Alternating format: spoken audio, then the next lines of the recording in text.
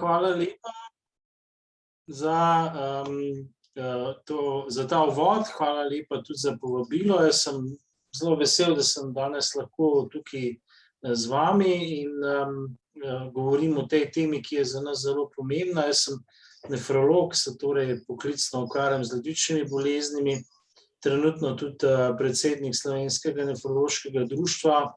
In marec je nekako mesec ledvice na nek način, kajti drugi četrtek v marcu, to je letos 10. marca, praznujemo Svetovni dan ledvic, ko skušamo, bom rekel, lansirati čim več informacij o tem, zakaj so ledvične bolezni pomembne in zakaj jih je dobro zgodaj odkrivati in zgodaj zdraviti. Tako da lahko kar začnemo. Če slučajno se kaj ne bi videli ali pa bi bilo kaj narobe, vas prosim, da me na to opozorite. Torej, naslov je Ledvica in srce, zakaj moramo zgodaj odkrivati in zdraviti kronično ledvično bolezen. Začel bi morda z eno razlago, zakaj pravzaprav sploh imamo ledvice. Evolucijsko gledano je zelo enostaven razlog, zakaj potrebujemo ledvice, kajti življenje se je začelo v oceanih, v morjih in tam so idealni pogoji za celice. Namreč voda v morju ima bolj ali manj ves čas enako sestavo, enako koncentracijo soli, mineralov, približno enako temperaturo in v teh predvidljivih pogojih so lahko nastale celice. Da smo mi prišli iz morja na zemljo, smo si v bistvu morali nekako ustvariti notranje morje. In to je telo, v katerem živimo. Telo je polno vode, naše celice so oblite z eno tekočino, ki je zelo podobna morju in glavna skrb ledvice je, da vzdržuje ta milje, to okolje takšen, kakršen mora biti, kar pa pomeni, da tisto, kar pride not v telo in tja več ne sodi, mora iti ven. Tako da lahko rečemo tudi, da ledvice na nek način čistijo telo, odstranjujejo tisto, kar ni več potrebno. Tako da najti eno lepo sliko evolucije je kar težko, bistveno lažje najti tole krasno fresko od Boga, od Michelangela, torej fresko Boga od Michelangela, zato je on tukaj in recimo temu predstavlja nastanek ledvic skozi evolucijo. Zdaj, če razmišljamo, kako ledvice delujejo naprej, je to relativno tudi precej enostavno. Zdaj, če ste malo strojniško usmerjeni ali malo bolj tehničen človek, se lahko vprašate, kako bi se lotil tega, da bi čistil eno tekočino. Kajti ledvice čistijo kri, se pravi, čistijo to tekočino in seveda hitro bi ugotovil, da bi potreboval človek neke vrste filter, neko čistilno napravo, to je v bistvu ledvica, ampak čistilna naprava kot taka ne more delovati, ne da bi pretok tekočine šel skozi njo. Se pravi, potrebujete za osnovno delovanje čistilne naprave oziroma filtra tudi črpalko. A smem samo skočiti, prosojnice ne grejo nič naprej?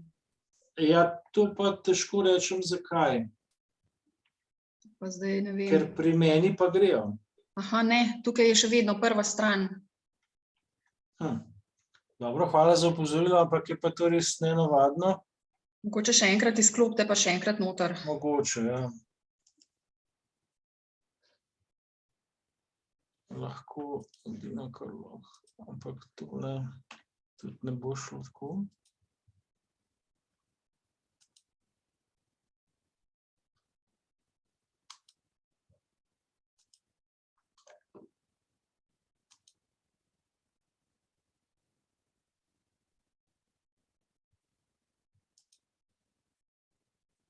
A se zdaj vidi prezentacijo kot tako ali je zdaj šlo naprej?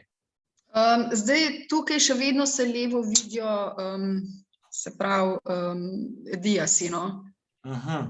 Ja, težko razložim. Aha, zdaj bo šlo, zdaj gre naprej. Ja, zdaj šlo naprej zaradi tega, ker gre tako naprej, ne? Tako, ja. Ni pa to prezentacija, čeprav seveda v skrajnem primeru lahko tudi tako naredimo. Tako. Skratka, tukaj se nič ne zgodi. Ne gre v tisti način celostranskega, ne.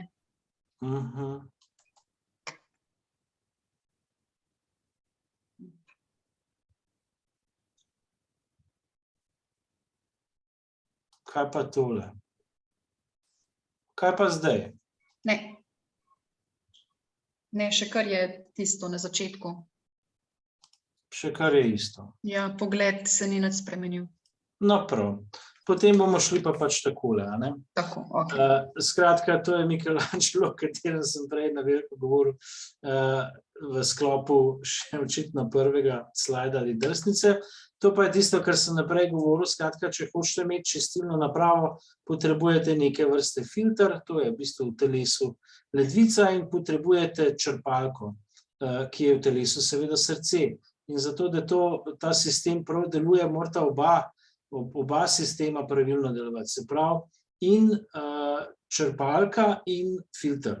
In če eno od teh ne deluje, je tudi drug sistem hitro v težavah. Če ponazorimo to zdaj z naslednjo drsnico, recimo tukaj je srce kot črpalka zelo dobro delovalo, tukaj pa ne več. To pomeni, da bo skozi filter zmanjšan pretok, in zaključek tega je, da bo odstranjene nečistoč manjše, kot bi bilo prej. Skratka, pretok skozi filter ni tak, kakršen bi bil. To na nek način pove, da slabo srce slej ko prej vodi v slabo delovanje srca, slej ko prej vodi v slabo delovanje ledvic.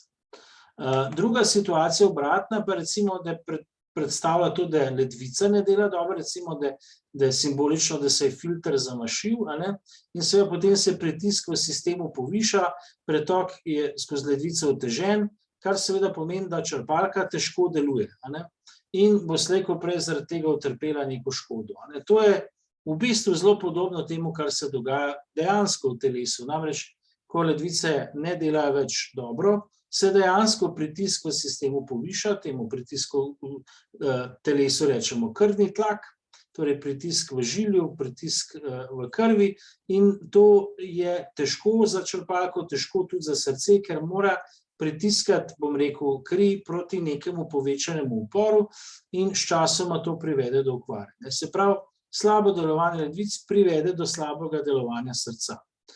Torej, povedano drugače, ta dva organa sta zelo usodno prepletena, slabo delovanje enega vodi v slabo delovanje drugega.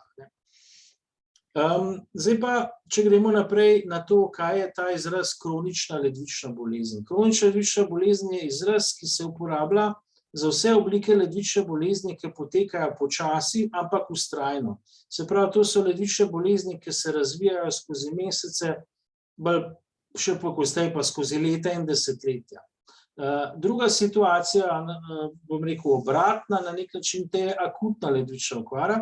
To je izraz, ki ga uporabljamo za vsa stanja, pri katerih pride do nenadnega poslabšanja ledvičnega delovanja. Recimo, en tak klasičen primer tega je huda dehidracija, huda driska, bruhanje, in takrat tudi cirkulacija krvi ne deluje dobro, zaradi tega tudi ledvica več ne deluje dobro, pride do akutne ledvične okvare, tukaj se stvari spreminjajo v urah, v dnevih, in to je drugačna situacija. Namreč za akutno ledvično okvaro je značilno, da se ledvično delovanje običajno zelo dobro popravi, ko okvara mine. Se pravi, ko človek ni več dehidriran, se običajno tudi ledvice, ki niso skoraj da nič delovale, precej popravijo ali skoraj da povsem popravijo. Medtem ko je za kronično ledvično bolezen značilno, da ta pa z leti običajno vztrajno napreduje v vedno slabše ledvično delovanje. Je torej ena taka počasna, tiha, zahrbtna bolezen, ki pa z leti pri vseh skoraj da vsaj malo napreduje. Drug problem kronične ledvične bolezni je pa ta, da je zelo pogosta. Ocenjuje se zdaj, in zdaj so te ocene kar realne, bi rekel, ker so temeljijo na kar precejšnjem številu že podatkov, da ne bi imeli približno 10% odraslega prebivalstva v zahodnih državah kronično ledvično bolezen. To je, v Sloveniji bi to bilo, recimo, če štejemo odraslo populacijo, 10%, približno 180 000 ljudi, kar je seveda ogromna številka. Kaj so glavni vzroki za nastanek kronične ledvične bolezni? Zakaj sploh pride do tega? Na prvem mestu velja izpostaviti sladkorno bolezen, ki ne bi bila vzrok za nastanek kronične ledvične bolezni, tam kar 30 celo do 50% bolnikov s KLB. Sladkorna bolezen zelo škoduje žilam. Ledvica kot organ so v bistvu en ogromen konglomerat žilja, ena velika goba, gosto napolnjena z žiljem, zato ni presenetljivo, da če sladkorna bolezen škoduje žiljam, da tudi škoduje ledvica. Potem povišan krvni tlak, arterijska hipertenzija z drugim izrazom, je nekaj, kar nastane zaradi ledvične bolezni, kot smo rekli, če filter ne deluje, se pritisk v sistemu poveča, po drugi strani pa to tudi dodatno ukvarja ledvico, se pravi neka pozitivna povratna zanka, ledvicna bolezen povzroči lahko povišan tlak in ta še naprej ukvarja ledvico in tudi srce. Srčno-žilne bolezni so tudi povezane zelo s kroničnimi žilnimi boleznimi. Potem so pa tukaj še določene avtoimunske bolezni, ki so lahko vzrok za ledvične bolezni, to so pa zdaj že precej redkejše stvari, nekatere redke genetske oziroma prirojene bolezni, zelo pa na ledvice slabo vplivajo tudi debelost in kajenje.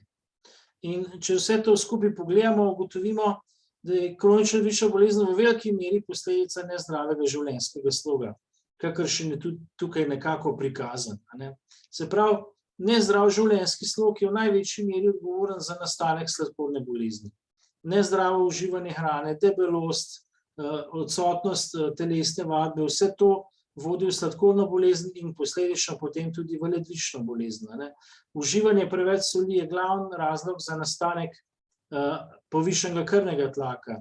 To jasno kažejo recimo raziskave določenih plemen na tem svetu, ki soli, kuhinjske soli natrijevega klorida ne uživa in nima arterijske hipertenzije. Debelost je seveda bolezen življenjskega sloga. Skratka, sodoben življenjski slog z vsem stresom, ki ga prenaša in z vsem nezdravim stilom življenja, ki ga prenaša, nas privede do kronične ledvične bolezni, zato je tudi ta tako pogosta in na žalost vedno pogostejša. Zdaj, zakaj pa je ta kronična ledvična bolezen sploh problem? Zdaj, ko omenimo ledvične bolezni, večina ljudi najprej pomisli na dializo, se pravi na popolno odpoved ledvic, ampak na srečo se to zgodi relativno redko. Seveda se zgodi, so ljudje, ki so na dializi in za njih je to velik in ne preveč prijeten dogodek, ampak večina ljudi ne bo imela v bistvu tega problema. Večina ljudi z kronično ledvično boleznijo bo imela problem zaradi zelo pogostih srčno-žilnih bolezni, ki so povezane z ledvično boleznijo in zaradi tako imenovanih srčno-žilnih dogodkov. Nekateri izmed vas se bojim, da to še predobro poznate. Torej srčno popuščanje, akutni miokardni infarkt oziroma srčni infarkt po domače, cerebrovaskularni inzult oziroma možganska kap po domače, periferna arterijska bolezen, ki prizadene predvsem noge in potem amputacije nog, vse to se drastično poveča, ko ima nekdo ledvično bolezen. Se pravi, tudi če je že prej srčni bolnik, recimo, pa razvije še ledvično bolezen, ob tem se tveganje za vse te neugodne zaplete še povečajo. In s tem se tudi poveča smrtnost, ki je pri bolnikih, ki imajo ledvične bolezni, drastično višja kot pri njihovih, recimo, vrstnikih.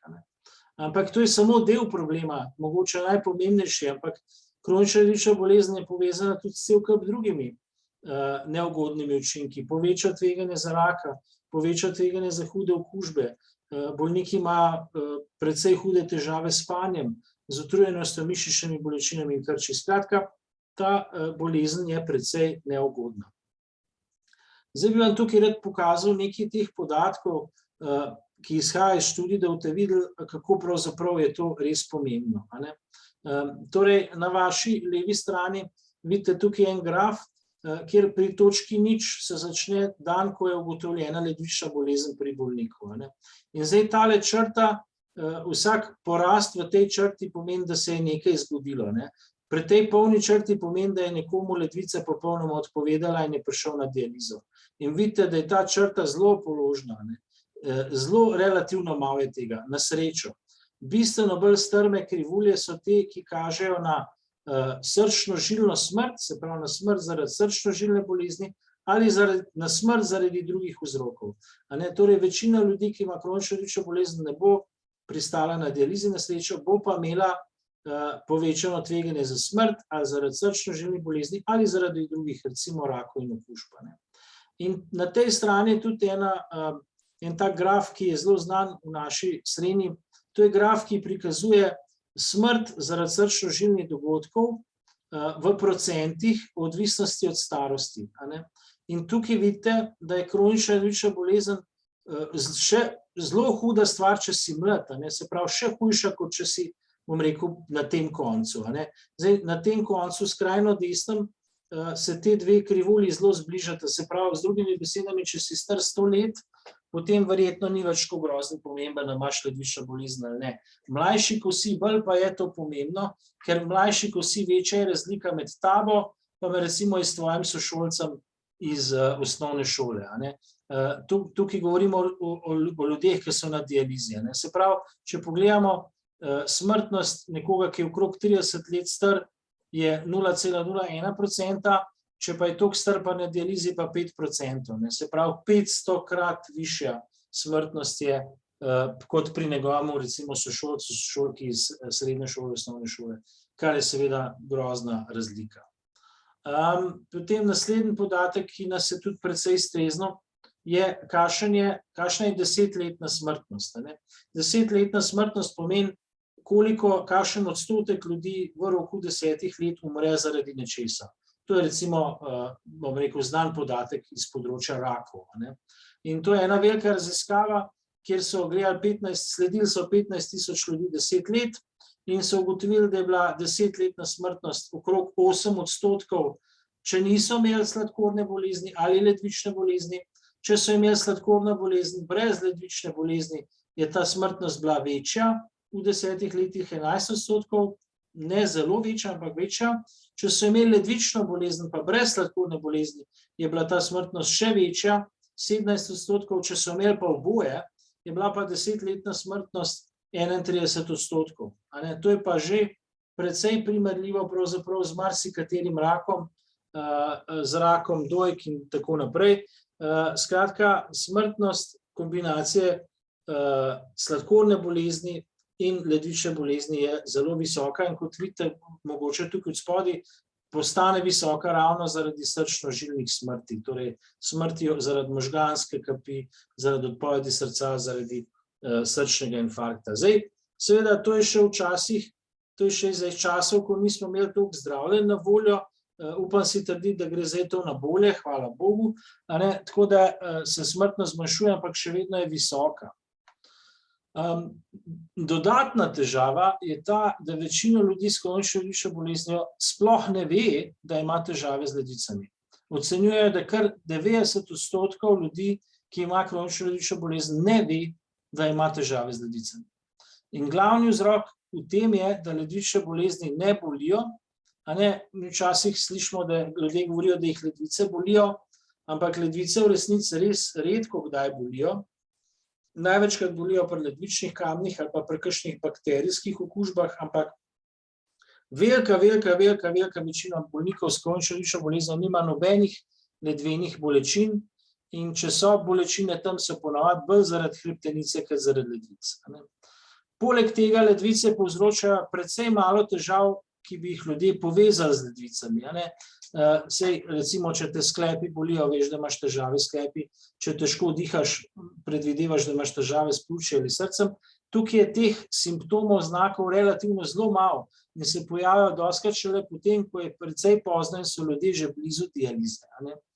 Zdaj, marsikdo misli, da če ima težave z ledvicami, da bo šel manj na vodo. Pa to ni res. Resnica je ponavadi ravno obratna. Večina ljudi z ledvičnimi boleznimi hodi več na vodo, kot bi bilo to potrebno. Namreč bolne ledvice niso sposobne več ustvarjati zelo koncentriranega, zelo temno rumenega urina. In enostavno ne moreš spati več 8 ur, ker se ti v 4 urah že mehur napolne. Zato postane precej tipično, da morajo ljudje vsako noč hoditi po noč na vodo, običajno v istem času, ne vem, recimo 4 ure potem, ko zaspijo. Če imajo še več težav z ledvicami, potem lahko postane to odvajanje urina še pogostejše, 2-krat, 3-krat, 4-krat na noč. Zdaj, niso ledvične bolezni edini razlog, da greš po noč na vodo. Pri starejših moških je to dostikrat tudi prostata, pri zelo starih ljudeh, čez 80, čez 90, ledvice na splošno več ne delujejo tako dobro, ampak to je sumljivo, sploh pri mlajšemu človeku. Če moraš vsako noč iti na vodo, je to sumljivo za ledvično bolezen. Potem povišan krvni tlak je zelo sumljiv za ledvično bolezen. Redki so bolniki s kronično ledvično boleznijo, ki nimajo povišanega krvnega tlaka. Velika večina ljudi, ki ima kronično ledvično bolezen, ima tudi povišan krvni tlak. Tisti, ki nimajo povišanega krvnega tlaka, tam je ledvična bolezen relativno redka. Recimo je pa še vseeno lahko prisotna pri nekaterih, sploh recimo pri nekaterih sladkorno bolezni tip 1 ali pa s temi avtoimunskimi boleznimi. Zdaj, drugi simptomi, spremembe v barvi urina, krvav urin, rjav urin, penjenje urina, penjenje tako kot bom rekel pri pivu, kjer dolgo časa ostane pena, kar je odraz beljakovin v urinu, to so pa vse relativno zelo redke stvari in večina nima tega. Zdaj, zato, ker večinoma ljudje nimajo teh težav, je zelo pomembno, da se išče kronično ledvično bolezen pri tistih, kjer je ta pogosta. Se pravi, pri bolnikih s sladkorno boleznijo, s povišanim tlakom, s srčno-žilnimi boleznimi, z debelostjo, pri teh z, bom rekel, zgodovino ledvične bolezni v družini. Vse to so ljudje, ki bi morali imeti preverjeno stanje ledvic. Vsaj enkrat pa potem obdobno na nekaj let, če imajo sladkorno bolezen, tlak, ki s časoma tudi pokvarja ledvice. Zdaj, preiskave so zelo enostavne, tudi poceni, če hočemo tako reči. Rabimo vzorec krvi za določitev serumskega kreatinina. To je ena substanca v krvi, ki porašča, slabše ko ledvice delajo, višji je ta serumski kreatinin in lahko iz tega sklepamo, koliko ledvice delajo. Tisto, kar tudi vedno naredimo zdaj, je, da iz te koncentracije tega kreatinina v krvi, iz starosti in spola, z eno posebno formulo izračunamo, koliko je ocenjena glomerulna filtracija. Glomerulna filtracija pove, koliko ledvica dela.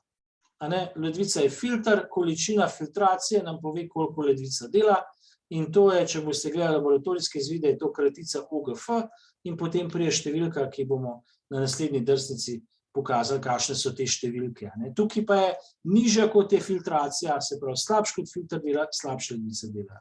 Nižja OGF, slabše delovanje ledvic. Potem je pa zelo pomembna tudi analiza urina, ki je nujno potrebna pri vseh, kjer sumimo, da bi lahko imeli težave z ledvicami.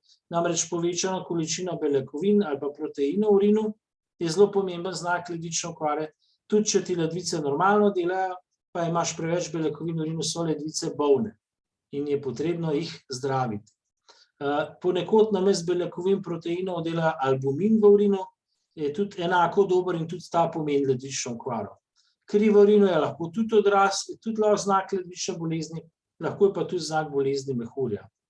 In pri ljudeh, za katere vemo, da imajo težave z ledvicami, velikokrat delamo ultrazvok trebuha, da vidimo velikost ledvic in druge stvari, ki se na ultrazvoku vidijo, ampak temeljni preiskavi sta sigurno krvna analiza kreatinin in pa iz tega izhajajoč OGF, ocenjena glomerulna filtracija, in pa analiza urina. To je bistveno. Zdaj, to kronično ledvično bolezen ločimo na 5 različnih stopenj, v odvisnosti od tega, koliko ledvice delajo. Rekli smo, koliko ledvice delajo, nam pove glomerulna filtracija, ocenjena glomerulna filtracija ali OGF. Tam okrog 100 ml na minuto, če si zapomnimo eno številko 100, je približno normalno. Se pravi, kot vidite, nad 90 piše normalno ledvično delovanje. To seveda ni ledvična bolezen, razen če nekdo nima recimo beljakovin v urinu, potem pa je tudi to že kronična ledvična bolezen. Blago oslabljeno ledvično delovanje od 60 do 90, to tudi še ni ledvična bolezen, razen če nima ta oseba neke druge znake za ledvično bolezen, recimo beljakovine v urinu. Vse, kar je pod 60, načeloma ni več normalno in se šteje za kronično ledvično bolezen.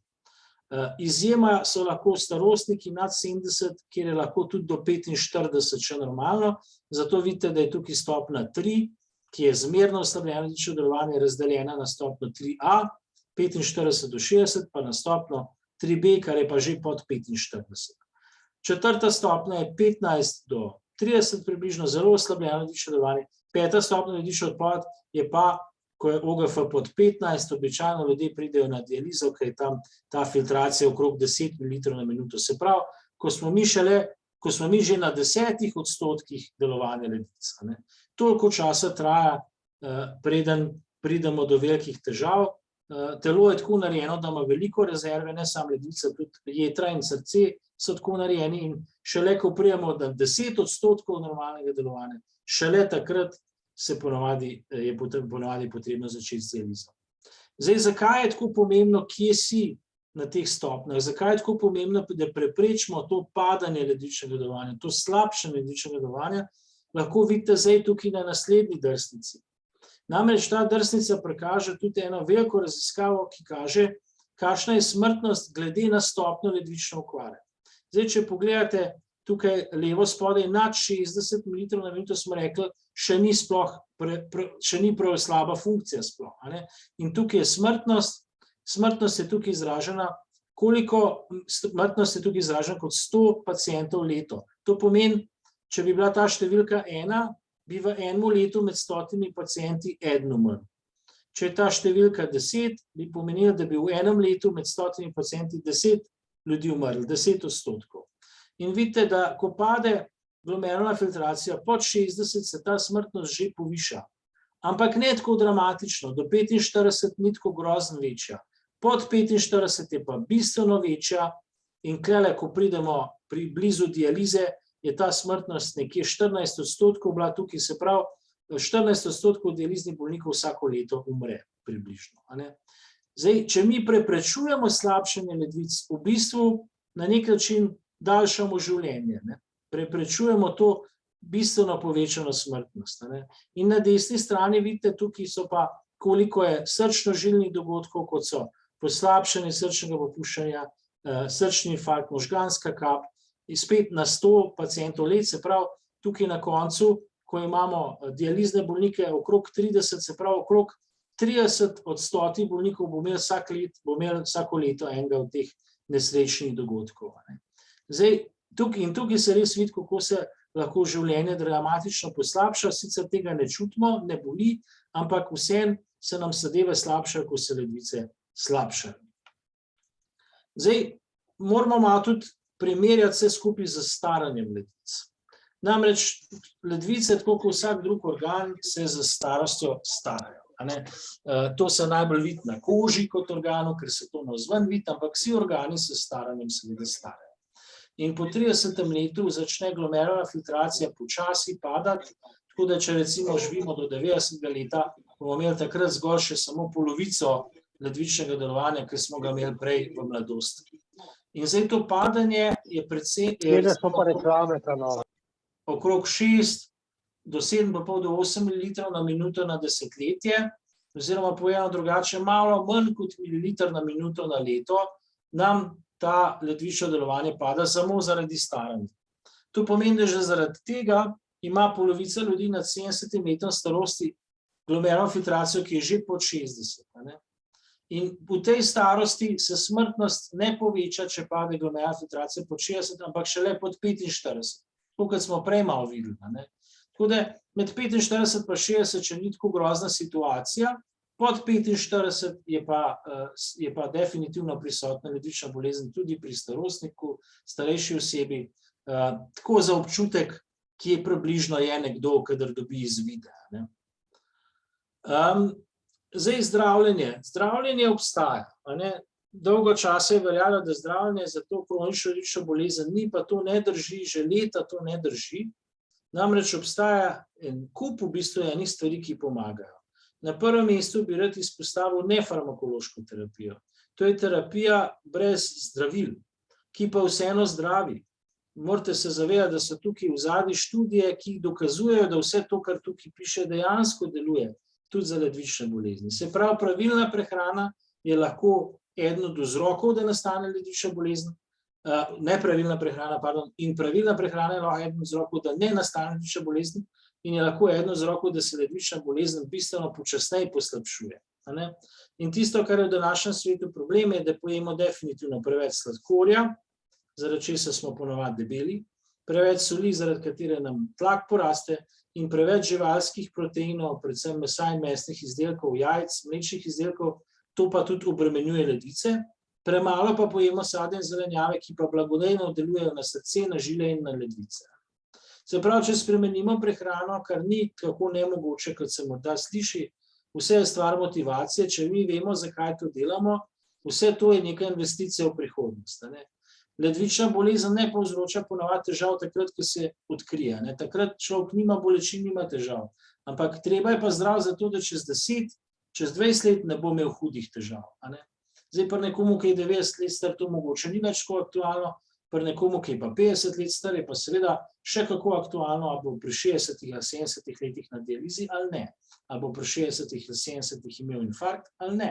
In tukaj so stvari, ki lahko to drastično spremenijo. Prehrana je na prvem mestu. Redna telesna vadba, definitivno ena od najbolj zdravih stvari, ki jih človek lahko naredi za srce, za žile, za ledvice. Vzdrževanje normalne telesne mase ali pa vsaj znižanje iz debelosti na prekomerno telesno maso je nekaj, kar že učinkuje in vse se pozna. Ljudje se včasih ne lotijo, bom rekel, sprememb, ki se jim zdi, da so potrebne neke herojske spremembe. Pa to ni res, ni nujno res. Recimo, že znižanje teže pri nekomu, ki je debel za 5%, kar bi znašalo mogoče 5-10 kg, ima že pozitivne učinke. Že telesna vadba, ki traja 5 minut na dan, ima že učinke. Vse se nekje pozna. Vse slabo, kar delamo, se nekje pozna. In vse dobro, kar delamo, se nekje pozna. In seveda kajenje, kdor kadi, bi moral na prvem mestu predvsem nehati kaditi. Ker to je daleč najbolj važna stvar pri kadilcih. Seveda pa, če ne more ali noče nehati kaditi, je pa tudi dobro, da je prehrano spremeni, če nič drugega. Potem pride pa farmakološka terapija, terapija zdravil. Za sladkorne bolnike je zelo pomembno, da ima dobro urejen krvni sladkor, najbolj optimalno urejen, kot se da. Ker na ta način bo ledvice definitivno počasneje odpovedovale. Oziroma se bojo morda zgolj še samo starale in ne odpovedovale. Dobro urejenost krvnega tlaka je izjemno pomembna. Dobro urejenost za nas pomeni, da je pritisk povprečno od 120 do 130, pa od 70 do 80. To pomeni, da pritisk 150 ni v redu. Razlika se ne zdi velika, ampak to je razlika, ki traja 24 ur na dan, 7 dni v tednu, 52 tednov v letu in tako naprej. Tako da jaz včasih rečem svojim bolnikom, to, da znižate pritisk za 10 mm, recimo iz 140 na 130, to je tako recimo, da bi 5 evrov dal predal vsak dan. In v 10 letih, v 5 letih se to blazno pozna. In tako se ta stvar tudi na telesu blazno pozna. Zato se res splača, nekako vse to so investicije v prihodnost. Zato, da bomo dočakali eno srečno in zdravo starost, eno srečno in zdrav penzion, recimo temu. Potem so tukaj skupina zdravil, ki jih mi že desetletja uporabljamo in jim rečemo razzaviralci, to so zdravila, ki jih dostikrat večinoma za pritisk uporabljamo, delajo dobro na ledvico, upočasnjujejo ledvično odpovedovanje, delajo dobro na srce tudi.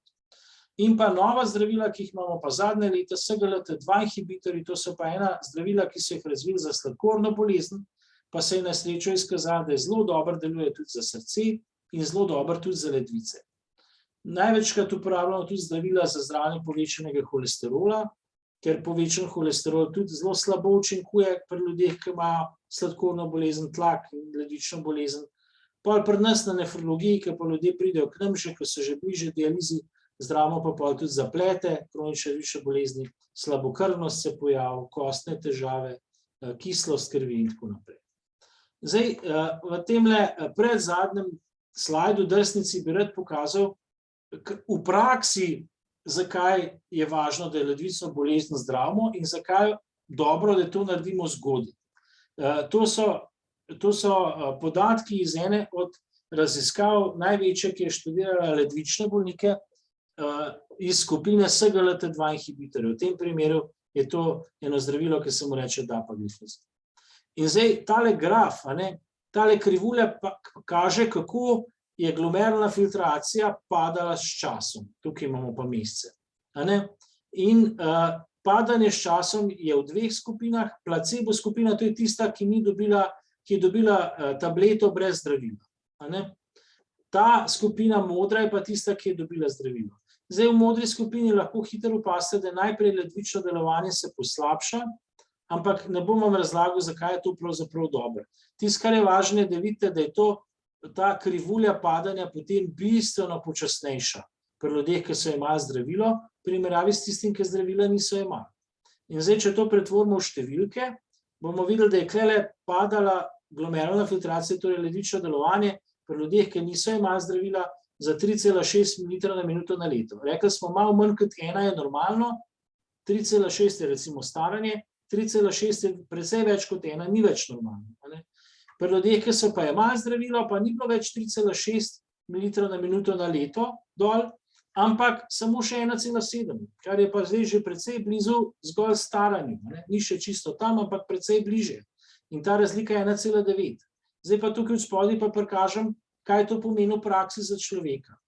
Če mi začnemo človeka zdraviti relativno zgodaj, ko je ledvično delovanje še dobro, ko je tale glomerulna filtracija 60, to je, smo rekli, tako bi, kot da bi ledvica delovala 60% svojega moči, potem kakšen bi bil čas, ko bi prišli do dialize, ko pade pa to na 10%. Se pravi, pri tistih, ki so imeli placebo, tablete brez zdravila, je bil ta čas 13,9 let bi bil, glede na to hitrost padanja. To je čisto enostaven izračun. Pri teh, ki so imeli zdravilo, pa 29 let. Tukaj vidite, da je potem ta razlika 15 let. Se pravi, če zgodaj začnemo, lahko nekomu prestavimo čas dialize za 15 let, kar pa absolutno ni zanemarljivo.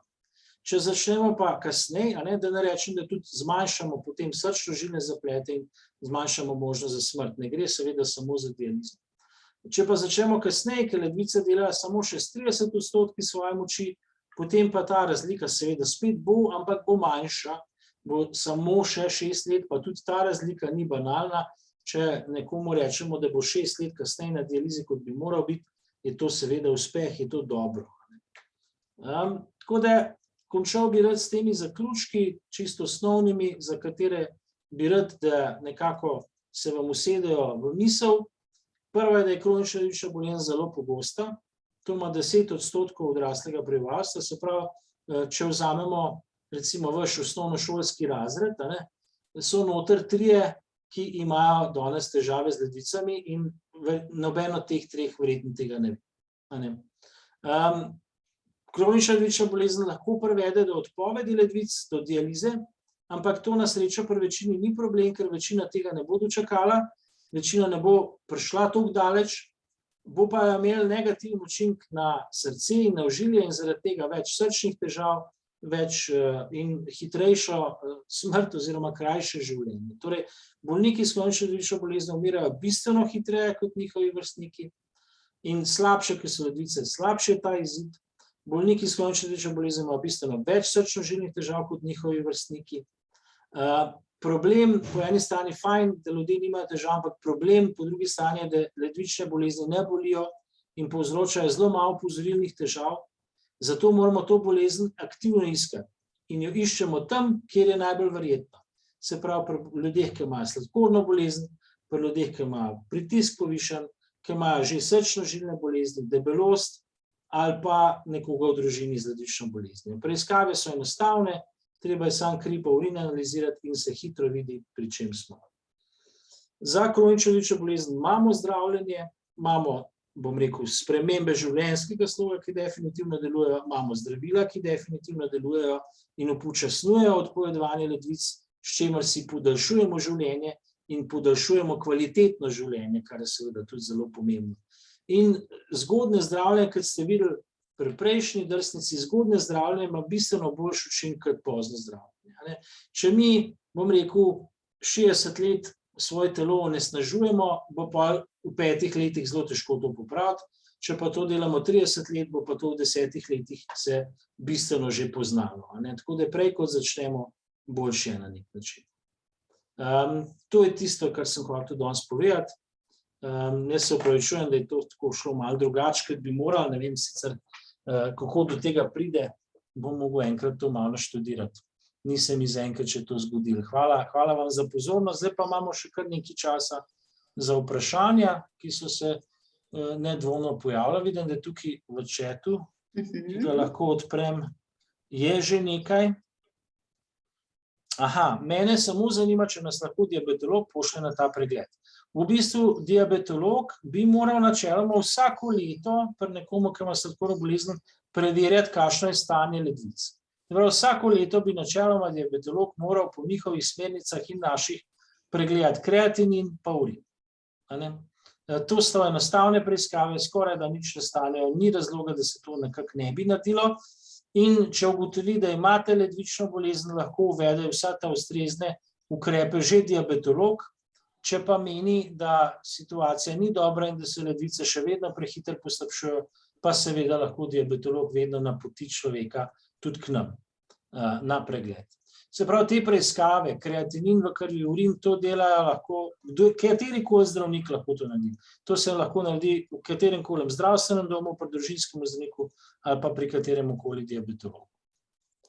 Naslednje vprašanje, pa ni vprašanje, ampak je zgolj pozdravljeni.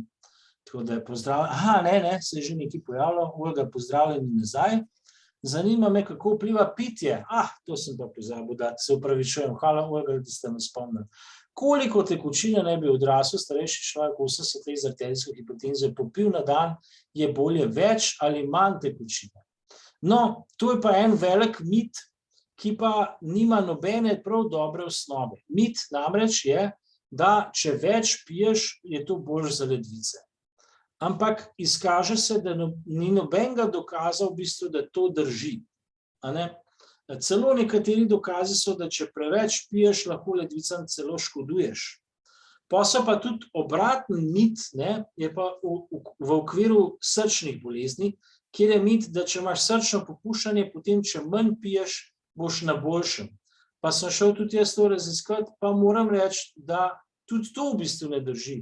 Študije niso pokazale, da oni, ki se trudijo manj piti, imajo kaj manj težav s srčnim popuščanjem, samo več žeje običajno. Tako da, za zdrave ljudi načeloma še vedno velja, in večina ljudi, ki se s tem resno ukvarja, to prav, da če piješ toliko, kot si žejen, potem piješ dovolj.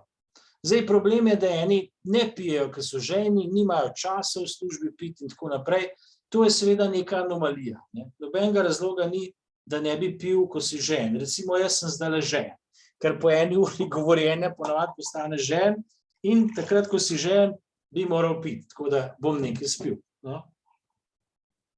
Ampak, da bi se mogli pa ljudje truditi, ravno 2 litra spiti, ravno 2 litra pa pol spiti, to pa ni nobenih dokazov, razen pri ljudeh, ki imajo ledvične kamne. Tam pa dejansko pomaga, če več piješ. To pa je izjema. Ledvični kamni definitivno so izjema in tudi tukaj se je pojavilo, ali je pojav ledvičnih kamnov v mladosti že nek pokazatelj KLB in nažalost to drži. Tisti, ki imajo ledvične kamne, se jim zaradi teh kamnov ledvice tudi ukvarjajo, imajo pogosteje ledvično bolezen. Jaz imam veliko opravka z ljudmi, ki imajo ledvične kamne, se posebej s tem ukvarjam in sem v tej skupini enih 350 bolnikov, ki sem jih do zdaj imel, najdel kronično ledvično bolezen pri več kot 20%. Se pravi, to je precej več kot tistih osnovnih 10. Tako da tudi to je en razlog, zakaj je dobro kamne zdraviti, ker če imaš manj kamnov, je manj možnosti, da do tega pride. Gre pa to zelo počasno, na srečo. Torej, odrasel starejši človek 80 let, problem že je samo ta, da ko si precej star in imaš že demenco in tako naprej, pa nimaš več tako dobrega občutka za žejo. Tam pa je dejansko lahko problem in če imaš slabe ledvice, tudi hitreje dehidriraš, ker ledvice ne more zadržati vode in zato ljudje, ki so starejši in imajo že ledvično bolezen, relativno zelo hitro lahko dehidrirajo. Malo drisko, malo bruhanje, pa si že lahko hitro dehidrira. Ampak kadar bruhaš, je zelo težko piti, tako da to je s pitjem tudi težko, bom rekel, včasih kontrolirati. Je pa en od načinov, kjer to lahko spremljaš zelo enostavno, je tehtanje. Namreč hitre spremembe v kilaži, v telesni masi, če nekdo zelo izsušen postane v parih dneh, mu bo telesna teža padla za ene 3, 4, 5, mogoče 105 kg. In to ni shujšal, ni izgubil maščobe, ali ne vem kaj, v parih dneh ne moreš maščobe praktično izgubiti. Če ti zelo hitro gre teža gor ali pa dol, v parih dneh, v enem tednu, v 2, gre za več kot 2 kg, potem je to odraz v bistvu tega, koliko je vode v telesu. Tako da na ta način lahko malo to tudi človek spremlja.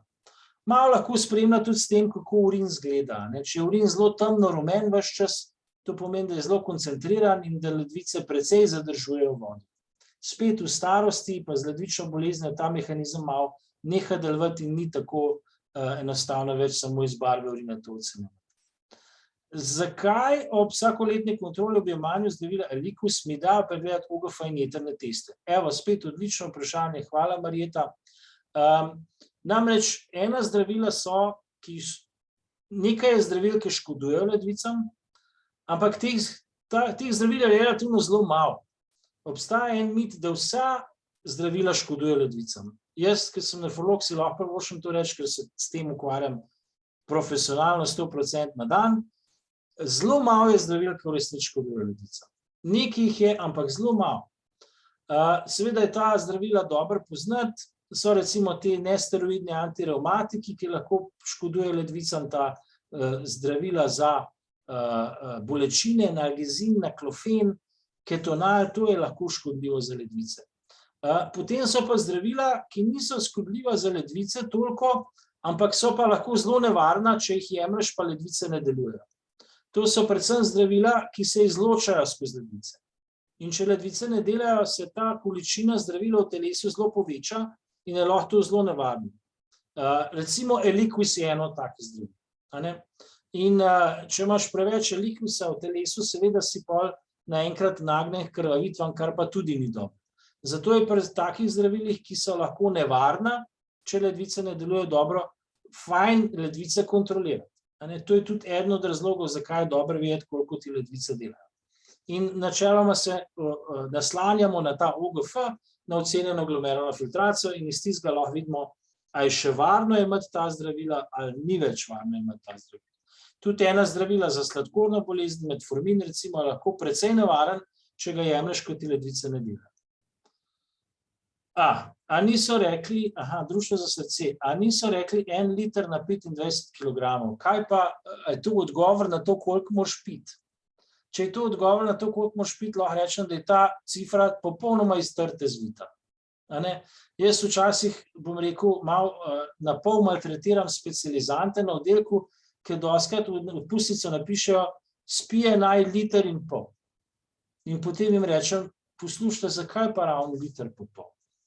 Ja, ne vem, a ni to nekako normalno. Ja, kaj pa če je zunaj 37 stopinj? A pol je tudi 1,5 litra normalno, ker v bistvu vse potiš kot zmešan. Ja, ne, takrat bi pa mogel več. Ja, okej, ampak tukaj piše 1,5 litra, če nekdo to resno jemlje, ne bo več kot 1,5 litra spil, če piše 1,5 litra. Skratka, te številke so za moje pojme bolj škodljive kot koristne. Pri ljudeh, ki imajo ledvične kamne, je drugače, tam res priporočamo 2,5 litra, 3 litra na dan, to je drugače, ali pa celo več pri določenih kamnih. Pri ljudeh, ki tega nimajo, pa načeloma dovolj, da pijejo toliko, kolikor so žejni. V principu telo načeloma ima to dobro urejen, so pa skupine, ki to ne deluje več dobro, recimo ljudje z napredovalo demenco, če možgani ne deluje, tudi ta mehanizem ne deluje. In tako naprej. Marjeta pravi, hvala lepa za razlago. OGF imam 69, to smo rekli, je blago oslabljeno ledvično delovanje. Zdaj, odvisno je, koliko ste stari, če ste nad 70, ste med unimi, ki imajo celo boljše ledvično delovanje kot drugi. Nad 70 smo rekli, jih ima polovica že pod 60, ta OGF. Skratka, če imate urin normalen, da nimate beljakovin v urinu, potem vi absolutno nimate kronično ledvične bolezni. Če boste padli pod 60, po definiciji boste že imeli kronično ledvično bolezen, ampak če bo to že v visoki starosti, nad 70, nad 80, to ni več tak problem, dokler ne priješ nekje do 45, kot smo prej videli iz tistih podatkov. Ne spremeni se veliko med 45 in 60, povsem drugače pa, če si mlad človek. Če si mlad človek, je pa potem že 69 lahko kar zaskrbljujoče. Olga sprašuje, je potrebno po daljši porabi Virolexa narediti urinske teste? Hvala za kvalitetno predavanje. Hvala, Olga. Zdaj, Virolex se tako ne uporablja prav dolg. Virolex je eno od teh zdravil, ki je lahko nevarno, če ga jemlješ v normalnem odmerku, takrat, kada ti ledvice ne delujejo dobro. Virolex je eno zdravil, kjer je treba odmerek prilagoditi. Se pravi, Virolex, če jemlješ Virolex, je dobro vedeti, koliko ti ledvice delajo. kajti če jemlješ normalen odmerek, pa ti ledvice ne delajo dobro, se bo sigurno ta količina Viroleksa v telesu nakopičila. In to rešujemo včasih zelo enostavno, samo odmerek zmanjšamo, pa ni problema. Tako da to so enostavne stvari, ki pa so tudi pomembne. Posebej pri zdravilih, ki so nevarna, če ti ledvice ne delujejo. Dobro, zdaj, kar se četa tiče, ni zdaj trenutno drugih vprašanj. Lahko tudi ustno kaj vprašate, seveda, če želite.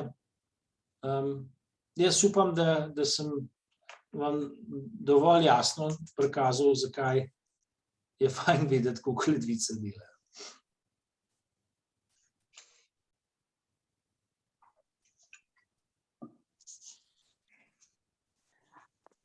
Lepo prosim za odgovor, ali vi priporočate razbijanje kamna?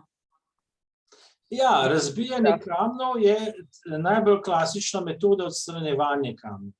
Zdaj, majhni kamni, tam nekje do velikosti 6-7 mm, se največkrat odstranijo, kadar se odstranijo sami brez neke dodatne spodbude. Kamni, ki so večji od 7 mm, se pa več ponavadi ne odstranijo sami brez spodbude. In zdaj, kadar je kamen 8, 9, 10 mm, predvsem, ko ima nekdo zgodovino kamnov in da mu kamni rastejo, je fajn iti na drobljenje, ker ko pa zrastejo na 15 mm, se pravi na centimeter pa pol ali pa na 2 cm, pa drobljenje ni več tako dobra stvar in je potrebno pa že bolj invazivne metode, bolj take, ki terjajo anestezijo, pa predrtje kože, tako skratka, bolj invaziven poseg je potreben. Zato ni dobro pri ljudeh, ki jim kamni rastejo, pustiti, da bi jim te kamni zrastali do ne vem kam, jih je načeloma boljš prej podrobiti. Ja, moj mož ima kamen po oceni 1,7 do 2 in da leži notri v ledvici. Mu ne dela težav, samo ima pa drugih več težav. Pritisk ima recimo zgornji ima okrog med 150 in 170, spodnji ima pa 75 ali pa 60. Ja, pritisk je sigurno previsok. Previsok. Ja, sigurno. To, kot sem rekel, kle se vse pozna. Vsak milimeter se nekaj pozna. Tukaj je študij, ki to dokazuje, da tukaj mi v to več nedvomno. Tudi pritiska ni, skoraj je zelo težko najti človeka, ki pritiska ni mogoče urediti. Zelo težko. Naši bolniki dostikrat jemljejo 6 zdravil za pritisk, ampak imajo pa dober pritisk. Tudi recimo eni ljudje zelo rabijo, potrebujejo to, da zmanjšajo vnos soli s prehrano. In pritisk ne pade tudi zdravili, dokler ne zmanjšajo soli s prehrano. Ker pa zmanjšajo sol s prehrano, pa jim pa pritisk precej pade. Tako da sol s prehrano je pa največkrat v tej industrijskih živilih. Sej to, ko si damo soli na solato, to je čist malo, to ni nek velik problem. Ali pa tudi to, ko si damo na zrezek, ni velik. Problem je, da je ogromen soli v salamah, sirih, klobasah, paštetah, kruhu, tam mi večino soli pojemo. Tisti je bolj problem. In ko se to zmanjša, se ponavadi pritisk močno popravi.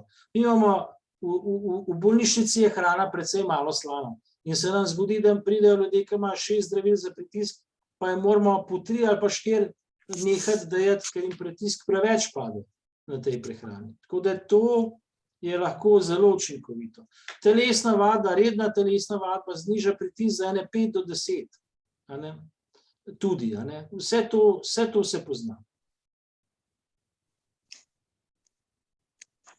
Ja, zdaj ta pritisk ima moj mož brez zdravil. Ja, pa če hoče imeti ne preveč težav v naslednjih letih, je bolj, da začne zdravila imati. Zdravila imati, v redu. Kaj ledvični kamen pa pusti potem na miru? Ja, če je že 2 cm velik, je to kar veliko, to tudi drobljenje ne bo prišlo več upoštevati. Ja, kljub temu pa naročajo. Zdaj, on ni šel na drobljenje zaradi covida, je rekel, če gremo v bolnico, lahko še covid dobim, že 3 leta prestavili ta kamen, pa dejansko stoji zdaj že 5 let v enaki velikosti. Če stoji 5 let v enaki velikosti, to je dobra novica. Pol verjetno večjih težav ne bo imel. Pol drobljenje ni več tako nujno. Je pa, ker to je odvisno od človeka, ne? Naloga medicine je, da pri vsakmu posebej probamo ugotoviti, kaj bo za tega človeka prav. In če njemu 5 let kamni ne raste in nima teh težav, to je dobra novica. Bistveno slabša novica je pritisk, če ga ima. Ja, to je pa zdaj v zadnjem letu, no. Ja. Se pravi, mora pristopiti k jemanju, ker mu malo niha, ne. Pa jaz sem mislila, sol ne pomaga, ker sol sem zelo zmanjšala, nobenega vina več, nobene kave več, ampak še vedno potem bo pač potreboval zdravila. Pritisk normalen, zvečer, preden gre spat, je pa višji. Ja, potem bo potreboval zdravila. Pri tak pritisk ni dobro pustiti leta in leta. V redu. Hvala lepa. Ni za kaj. A bi lahko jaz se malo vključil? Ja, seveda. Glejte, jaz bom zdaj 81 let star. Imam že nekaj časa kronično bolezen 3. stopnje. Nič ni razdeljen na A pa B, kar ste govorili, ampak že kar precej časa tole. In sem mogoče zadnje 2 leti opazil, da malo težji hodim v hrib. Imam orožnik, pa zdaj, danes sem videl, da je ta povezava med ledvicami pa srcem, da je. Nimam pa nobenih zdravil še. A mi svetujete kakšna zdravila? A vi tudi povišanega krvnega tlaka nimate? Krvni tlak sem mal povišan, ampak pa so mi dali ena zdravila in zdaj imam med 130 pa 140, da spodnjega imam pa zelo nizkega. To tudi se mi zdi, da ni dober. Ali je? Ja, to ni najbolj. Ne, načeloma ni najbolj, da je ta spodnji zelo nizek. To pokaže na poapnitev žil velikokrat. Zdaj imate brez zdravil pritisk 130. Ja. Če je tak... Ne, pardon, z zdravili. Ja, no, pa je to v redu, ja. Zdaj, če imate dejansko težave s srcem ali pa če imate OGF, torej glomerulno filtracijo pod 45, potem bi se splačalo, tako kot sem prej prikazal, če je možno, ta pritisk še malo znižati. Zdaj, če bi vi dobili dodatna zdravila, pa bi vam to kvaliteto življenja pokvarilo, da bi se vam preveč vrteli in tako naprej, pa se to ne splača. Vse je odvisno od situacije. Če pa bi to imel brez nekih težav, potem bi se pa splačalo. Jaz sem malo razmišljal, pa bi vas vprašal, ker že dolg časa jemljem, to je neko minimalno zdravilo, če bi šel, da bi mi eno drugo dal, mogoče, kaj misliš? Zdravnik bi se lahko odločil, kako spremeniti to zdravilo, da bi bil pritisk nižji. Ampak to ne splošni, to je treba jeti. Ne, splošni seveda znajo to. Seveda, družinski zdravniki to urejajo zelo dobro, brez težav. Samo mi dobimo samo bolj zakomplicirane primere v bistvu. Ja, družinski zdravniki to obvladajo. Ok, potem bom pa to naredil. Zdaj, težko je reči, zakaj grem težje v hrib. Verjetno je to emšo. A je to zaradi sape? Ne, veste kaj, jaz imam tudi, kako se temu reče, v levi nogi malo zoženo žilo. Pa je to lahko problem, ja. A začne noga boleti, ker hodite v hrib? Ja, od začetka, pok se razhodim, pa ne. Temu se reče periferna arterijska bolezen. Tako. Meni je to Pirtošek odkril. Ja, zdaj, če imate tu, je dobro, da čim več hodite v bistvu. Tako da vi še vedno hodite odlično. Dan 1 uro. Ja, to je super. To je zelo dobro in tukaj jaz ne bi bil skrbeh. Ker bi pa vi se moral zaradi bolečin v nogah ustavljati Ne, to pa ne. 500 metrov, potem bi bilo pa zelo pomembno iti nazaj k profesor Pirtošek, ste rekel, pardon. Ja, Pirtošek, ja. Potem bi pa moral iti k zdravniku za žile, če bi se to začelo takole krajšati. Ja. Čakajte, ko sem še hotel, bom pa nehal. Jaz sem imel tudi tele ahilove tetive, 2 let sem imel težave in zdaj vidim, ko hodim, je že veliko boljš. ampak kljub temu me začne boleti tam dol. Potem se pa to malo širi do kolena ali pa še malo manj, ne, čez do kolena in potem neha. Ko grem, en časa grem po ravnem, pa grem pa v hrib, pa čutim sam težko sapo, no, tako da pa malo težje diham, no, bi rekel. Ja. To težka sapa ob naporu, to je tipično za srce, a ne? Ja. Zdaj, če te težave niso izrazite, potem ste v bistvu kar na dobrem, no? Tudi kar se tiče Ahilove tetive, bi rekel. Ok, hvala lepa. Je pa fajn, če ima nekdo težave s srcem ali pa ledvicami, je fajn poleg pritiska vedeti tudi kakšen ima sladkor, ne? Pa, če ima težave s srcem, ledvicami ali pa žilami, poleg sladkorja tudi kakšen ima holesterol. Ker to dvoje je pa tudi pol potrebno urediti. To se vse pozna. Ja, zdaj en let nisem meril holesterola, sam prej sem imel pa nekako, a veste, takrat, ko se je to pojavilo, ta 3. stopnja, sem imel tudi holesterol visok. Potem imam pa zdravila tudi za holesterol in se mi je zdaj ta, kva je, en je LDL, en je... Ja, res je. Tako in je ta, ko je te dober, je zdaj kar dober, skupen je pač nekaj srednjega. To vaš zdravnik zna to voditi. To se, kar ste mi povedali, se vse kar dobro sliši, no? Ok, no, zdaj sem malo bolj potolažen. No, fino. Zdaj pa vidim, da je še Marjeta poslala eno vprašanje. Kaj menite o cisti, ki jo po dolgoletnem opazovanju z ultrazvokom ostane enake velikosti? Ciste, tako imenovane enostavne ciste ledvic, so del normalnega staranja ledvic. Z starostjo skoraj vsak od nas dobi kakšno cisto. Če piše samo cista na izvidu, to pomeni enostavna cista in enostavne ciste niso načeloma čisto nič nevarne. Če bi bila cista čudna, kar bi pomenilo, da bi lahko bila maligna, to bi pa potem ultrazvokist že napisal, da cista ni enostavna, da je čudna in da predlaga recimo CT trebuha. Tako da, če ni nobenega komentarja na cisto, potem to praktično brez izjeme pomeni enostavno cisto, ki načeloma ni čisto nič nevarna. Če je zelo velika, lahko pritiska kam pa malo bolečine povzroča, za ledvico kot tako pa to ni praktično nič nevarno. Enostavna cista. Lahko še eno vprašanje, zdaj pa za mene, prej sem za moža spraševala. Ja. Sorvasto jemljamo zaradi plak, imava oba na vratni žili opažen, nekaj mali. Tako zdaj imam sorvastro proti holesterolu, pa aspirin 100 in me zanima, katero zdravilo pa bi bilo tisto, ki je dobro tudi v zvezi z ledvičnim stanjem. Prej ste omenili v predavanju, da so slučajno našli povezavo, kot dobro vpliva na ledvico. Ja, to so ta nova zdravila, ki se jim rečejo SGLT2 inhibitorji, ki jih zdaj načeloma kar priporočamo ljudem, ki imajo kronično ledvično bolezen.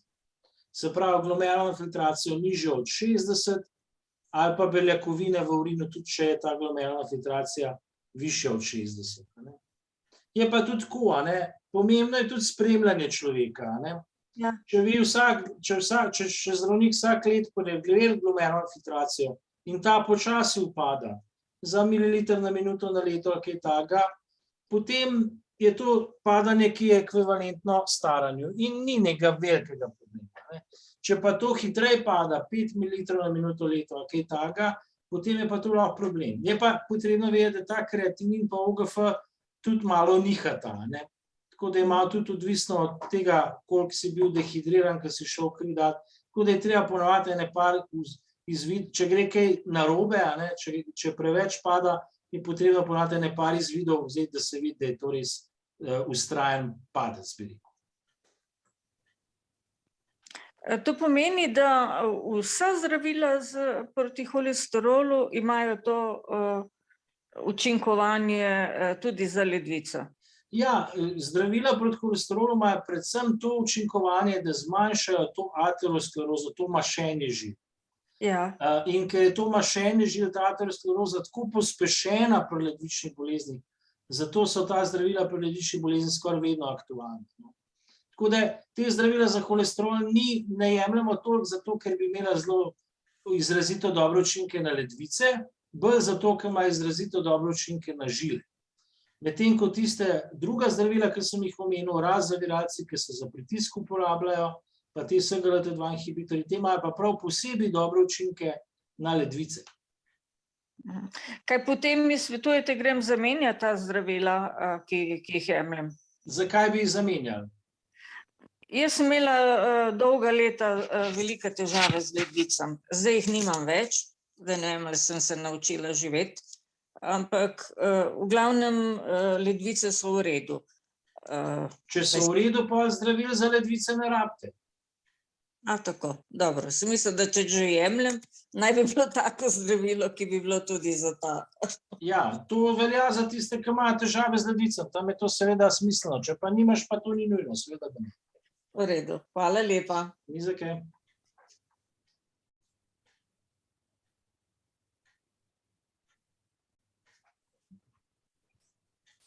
Še kakšno vprašanje?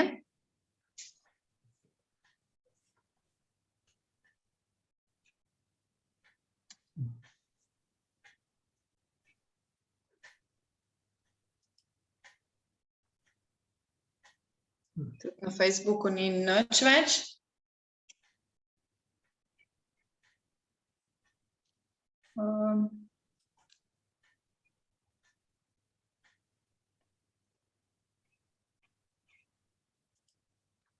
To bo verjetno kar to.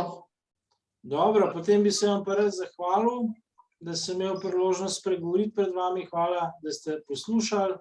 Želim vam vse dobro in da se svet malo umiri. Ja, res je, res je. Najlepša hvala za to, da ste se odzvali povabilu, no. Hvala vam, hvala vam. Ja. Nasvidenje. Nasvidenje, hvala. Hvala.